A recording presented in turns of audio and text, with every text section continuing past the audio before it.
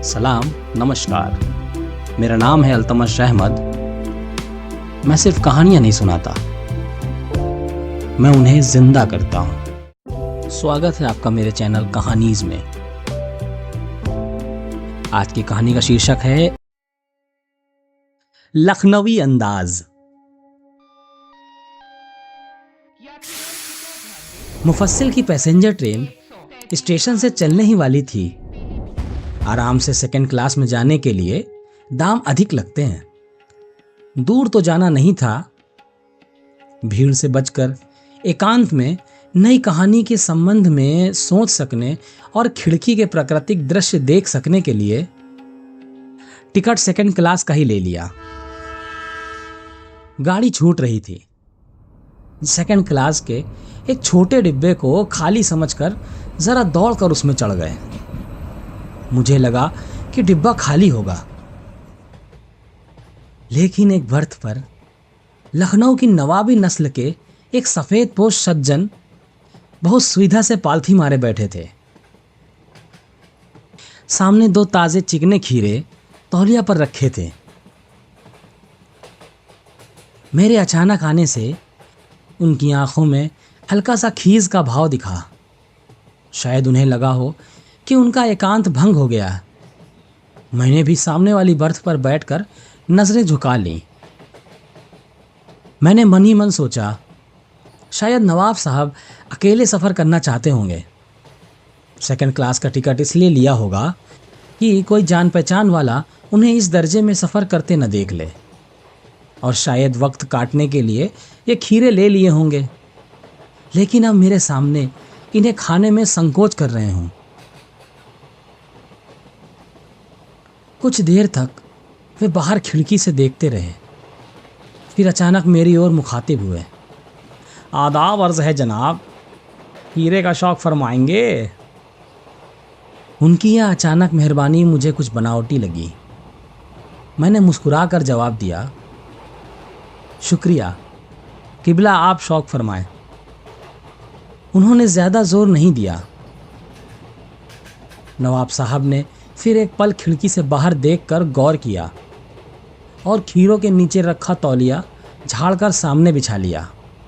Seat के नीचे से लोटा उठाकर दोनों खीरों को खिड़की के बाहर धोया और तौलिए से पोंछ लिया।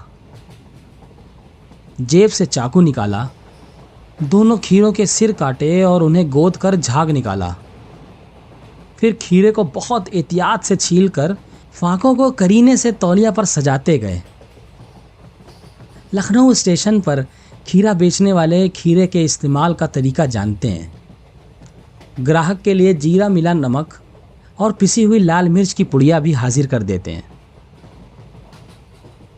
नवाब साहब ने बहुत करीने से खीरे की फाकों पर जीरा मिला नमक और लाल मिर्च की सुर्खी बुरक दी।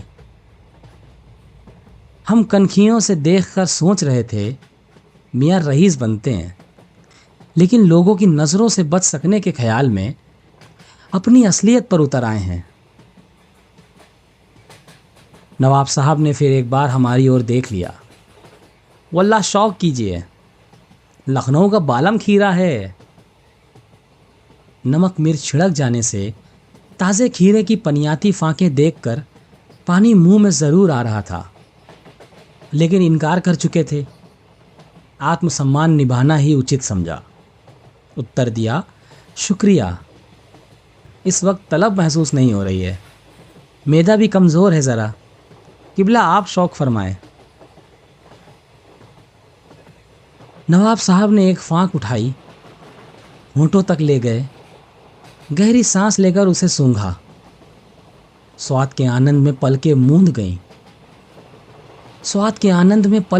गईं। मुंह में भराए पानी का घूंट गले से उतर गया। तब नवाब साहब ने फांक को खिड़की के बाहर छोड़ दिया। नवाब साहब खीरे की फांकों को नाक के पास ले जाकर वासना से रसास्वादन कर खिड़की के बाहर फेंकते गए। मैं दंग रह गया, लेकिन नवाब साहब ने यह सिलसिला जारी रखा। एक एक करके सारी फाकें सूंघते, उनकी सुगंध में डूबते और बाहर फेंकते जाते। फिर आराम से हाथ मुंह पोंछ कर ऐसे गर्व से मेरी तरफ देखा मानो कह रहे हों, देखा, यही है असली खानदानी तहजीब। नवाब साहब खीरे की तैयारी और इस्तेमाल से थक कर लेट गए। हमें तस्लीम में सिर खम कर लेना पड़ा। यही है खानदानी तहजीब, नफासत और नज़ाकत। हम गौर कर रहे थे खीरा इस्तेमाल करने के इस तरीके को खीरे की सुगंध और स्वाद की कल्पना से संतुष्ट होने का सूक्ष्म, नफीस या एब्स्ट्रैक्ट तरीका ज़रूर कहा जा सकता है, परंतु क्या ऐसे तरीके से उदर की तृप्ति भी हो सकती है? नवाब साहब की ओर से भरे पेट के ऊंचे डकार का शब्द सुनाई दिया और नवाब साहब ने हमारी ओर देखकर कह दिया, खीरा लजीज होता है, लेकिन होता है शकील, नामुराद मैदे पर बोझ डाल देता है।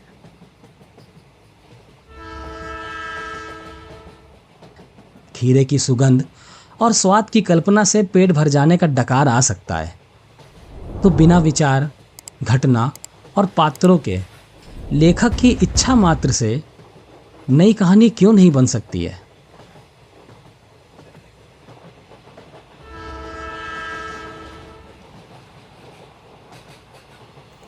अगर मेरी कहानी आप सबको अच्छी लगे, आपके दिल को छू जाए या कुछ सिखाए, तो सब्सक्राइब करना ना भूलें।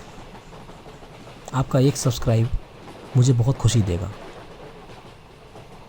और कमेंट में ये ज़रूर बताएं कि किस टॉपिक पे कहानी चाहिए। मैं कोशिश करूँगा इंशाल्लाह लिख सकूँ। शुक्रिया आप सबका।